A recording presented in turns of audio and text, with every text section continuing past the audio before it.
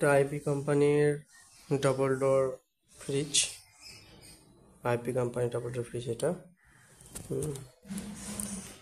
নিচেকার position এটা পুরোপুরি, আর ওপোকার position এটা।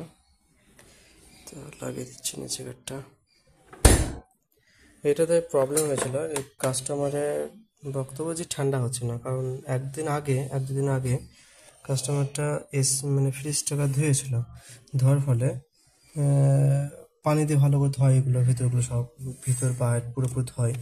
ধোয়ার পর ওয়াশ করার পর যে এইখানে দেখেন মানে লো, মানে নর্মাল আর হাই এখানে সেটিং করা আছে। মানে এখানকার যে এয়ারটা হয় না, এখান থেকে যে নিচে এয়ারটা যায়, নিচে একটা টেম্পারেচার হাই, যেমন এই টেম্পারেচারটার নিচে, মানে ওই উপর থেকে যেটা দেখালে না হাই বা মিডিয়াম তার লো যেমন করা থাকে ওই উপরে, সো ওইখান থেকে হাওয়াটা এখানে নিচে নেমে কি হয় যে এইগুলোতে কি করে থার্মোস্ট্যাটে মানে এটা কাট আপ দেয়। হয়তো যদি হাওয়া পায় ঠিকঠাক, মানে হাওয়া যদি আসে, তাহলে কম্প্রেসারকে এখানে সাপ্লাই যে পরিমাণ ঠান্ডা হয় সেই পরিমাণে নেবে, তারপরে কেটে দেবে। তা কি হয় এইখানটায় ডবল ডোরে যে এইটাতে কি করেছে, হাই করে রেখেছে। হাই করে থাকলে পরে উপরের ডিপটা প্রচুর পরিমাণে মানে ঠান্ডা হবে, আর নিচের দিকে হাওয়া একবারে যাবে না।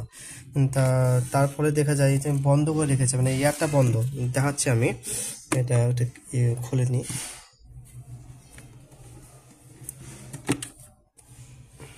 এটা খোলা হলো, যেহেতু এখানে পুরোপুরি বরফ জমে গেছে, বরফ জমে গিয়ে নিচে হাওয়া যাচ্ছে না।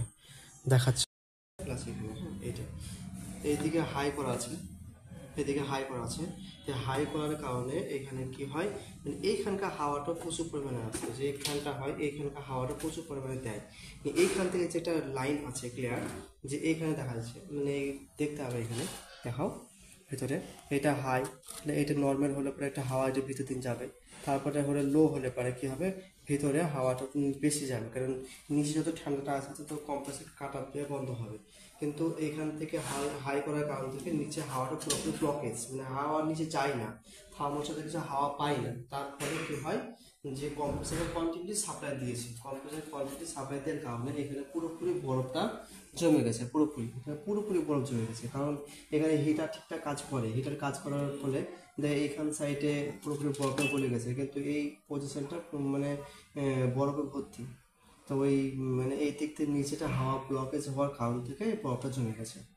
এবার নিচে হাওয়াটা লাইনটা ক্লিয়ার করে দেবো, থার্মোস্ট্যাট লাইনটা ঠিকঠাক পাবে, কম্প্রেসার কাট অফ দিবে, তাহলে কি হবে, এটা বরফটা জমবে না।